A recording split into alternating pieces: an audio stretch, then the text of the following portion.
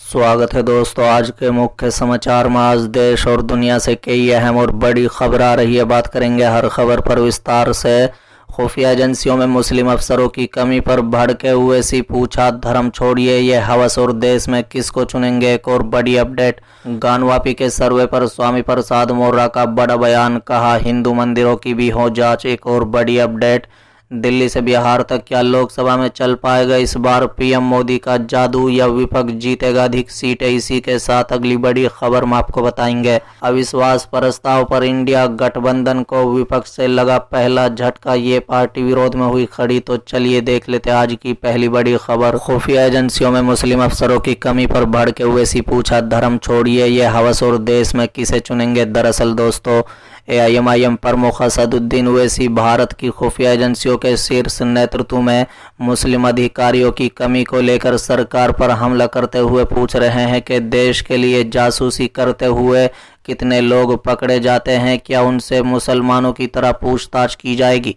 बता दें कि असदुद्दीन ओवैसी ने सोमवार 24 जुलाई को ट्वीट किया कि भारत की जासूसी और खुफिया एजेंसियों में मुस्लिम अधिकारियों की कमी को लेकर मेरे ट्वीट पर लोगों ने खूब सवाल उठाए। मुसलमानों से पूछा जाता है कि धर्म और देश में से किसे चुना जाएगा। ओवैसी ने कहा कि देश की सुरक्षा का सौदा करते हुए न जाने कितने लोग पकड़े जाते हैं। आईएसआई महिलाओं के फेक अकाउंट बना रहा है, उन्हें फंसा लेती है। धर्म की बात तो छोड़िए, क्या कोई उनसे पूछेगा कि वो अपनी हवस और देश में से किसे चुनते हैं। बता दें कि असदुद्दीन ओवैसी ने 23 जुलाई को ट्वीट कर देश की खुफिया एजेंसियों में मुस्लिम अधिकारियों की कमी पर सवाल किए थे। ओवैसी ने ट्वीट किया था कि दशकों में पहली बार इंटेलिजेंस ब्यूरो के शीर्ष नेतृत्व में कोई मुस्लिम अधिकारी नहीं होगा। इससे मुसलमानों के बीच भाजपा के प्रति संदेह का पता चलता है। बता दें कि आईबी और रो विदेश रूप से बहुसंख्यकवादी संस्थाएं बन गई हैं। अब मुसलमानों से लगातार वफादारी का सबूत मांगते हैं, लेकिन उन्हें कभी भी सामान्य नागरिक के रूप में स्वीकार नहीं करते हैं। चलिए अगली खबर, गानवापी के सर्वे पर स्वामी प्रसाद मौर्य का बड़ा बयान, कहा हिंदू मंदिरों की भी हो जांच, बुद्ध मठों को तोड़कर बने। दरअसल दोस्तों, समाजवादी पार्टी के नेता स्वामी प्रसाद मौर्य अक्सर अपने बयानों को लेकर सुर्खियों में रहते हैं। बता दें कि सपा नेता ने एक बार फिर से गानवापी मस्जिद के एसआई सर्वे को लेकर बड़ा बयान दिया है। बता दें कि मौर्य ने कहा है कि अगर सर्वे होना है तो फिर केवल गानवापी का ही क्यों हो, देश के सभी हिंदू मंदिरों की भी जांच होनी चाहिए। यही नहीं, उन्होंने दावा किया कि देश के अधिकांश हिंदू मंदिर बुद्ध मठों को तोड़कर बनाए गए हैं। बद्रीनाथ धाम को लेकर भी स्वामी प्रसाद मौर्य ने ऐसे ही दावा किया। बता दें, एबीपी न्यूज से बात करते हुए सपा नेता स्वामी प्रसाद मौर्य ने कहा है कि अगर ऐसा ही सर्वे हो ही रहा है तो वो सिर्फ गानवापी का ही नहीं होना चाहिए, बल्कि जितने भी हिंदू धार्मिक स्थल है पहले उनकी भी जांच होनी चाहिए, क्योंकि जितने भी हिंदू धार्मिक स्थल हैं उनसे अधिक मंदिर पहले बुद्ध मठ थे, उन्हें तोड़कर हिंदू तीर्थ स्थल बनाया गया। बता दें, मौर्य ने कहा है कि अगर गड्ढे मुर्दे उखाड़ने की कोशिश की जाएगी तो बात बहुत दूर तक जाएगी। हम ऐसा नहीं चाहते हैं। यही वजह है कि भाईचारा बना रहे, आपसी सौहार्द बना रहे। इसलिए 15 अगस्त 1947 तक जो स्थिति थी उसे ही माना जाए।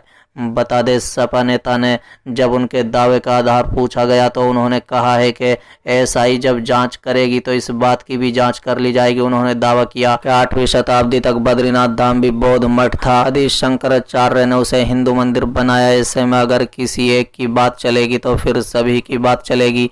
हम गड्ढे मुर्दे उखाड़ना नहीं चाहते हैं। मैं हिंदू मुस्लिम सिख ईसाई आपस में सब भाई भाई में यकीन करता हूँ। बता दें, हम भाईचारे में भरोसा करते हैं।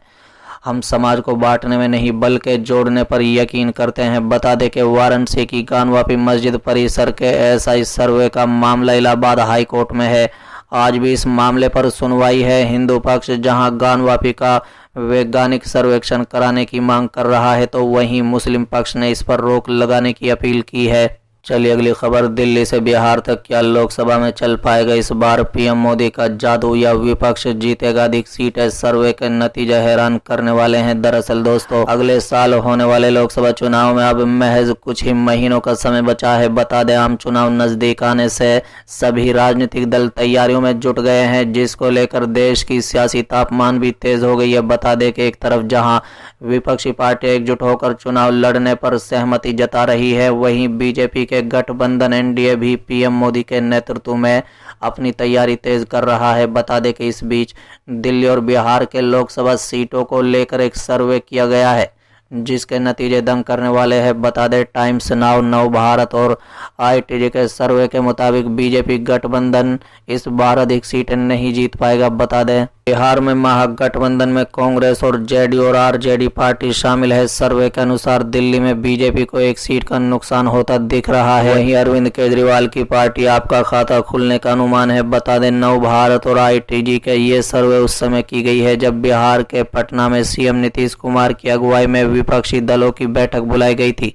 चलिए अगली खबर, अविश्वास प्रस्ताव पर इंडिया गठबंधन के विपक्ष से लगा पहला झटका। ये पार्टी विरोध में हुई खड़ी। दरअसल दोस्तों, मणिपुर मुद्दे पर विपक्षी गठबंधन इंडिया लगातार सरकार को घेरने में जुटा है। बता दें लोकसभा में मोदी सरकार के खिलाफ अविश्वास प्रस्ताव भी लाया गया है। हालांकि अब इंडिया गठबंधन को विपक्ष से ही झटका लगा है। बता दें कि दरअसल आंध्र की सत्ताधारी पार्टी वाईएसआरसीपी ने अविश्वास प्रस्ताव का विरोध करने का फैसला किया है। इतना ही नहीं, दिल्ली अध्यादेश के मुद्दे पर भी जगन मोहन रेड्डी की पार्टी मोदी सरकार के समर्थन देगी। बता दें वाईएसआरसीपी उन पार्टियों में शामिल है जो अभी तक न इंडिया गठबंधन में शामिल हुए और न ही एनडीए की मीटिंग में पहुंचे थे। बता दें कि वाईएसआरसीपी का ये फैसला इंडिया गठबंधन के लिए बड़ा झटका इसलिए माना जा रहा है क्योंकि अभी तक जगन ने एनडीए और इंडिया दोनों से दूरी बनाकर रखी है। हालांकि लंबे वक्त से बीजेपी और वाईएसआरसीपी के पास आने की अटकलें जरूर लगाई जा रही है। इतना ही नहीं,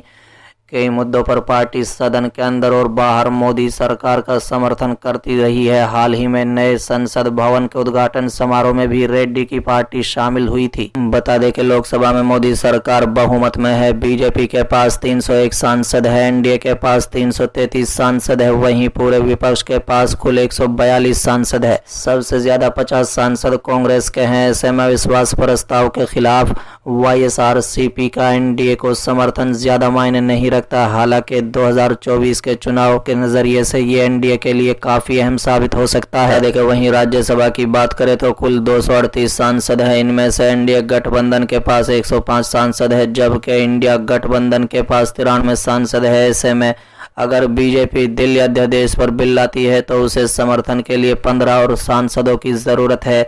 ऐसे में वाईएसआरसीपी के 9 सांसद इस अंतर को कम करने में काफी अहम है। बता दें जगन मोहन रेड्डी के पिता राजशेखर रेड्डी कांग्रेस आंध्र प्रदेश के सीएम थे। 2009 में उनकी मौत के बाद कांग्रेस ने जगन को सीएम बनाने से इनकार कर दिया था। इसके बाद जगन मोहन रेड्डी ने कांग्रेस छोड़ दी और अपनी नई पार्टी का गठन किया। बता दें वाईएसआरसीपी ने आंध्र प्रदेश विधानसभा चुनाव में जीत हासिल कर सरकार बनाई। 2019 लोकसभा चुनाव में भी पार्टी ने राज्य की 25 में से 22 सीटों पर जीत हासिल की।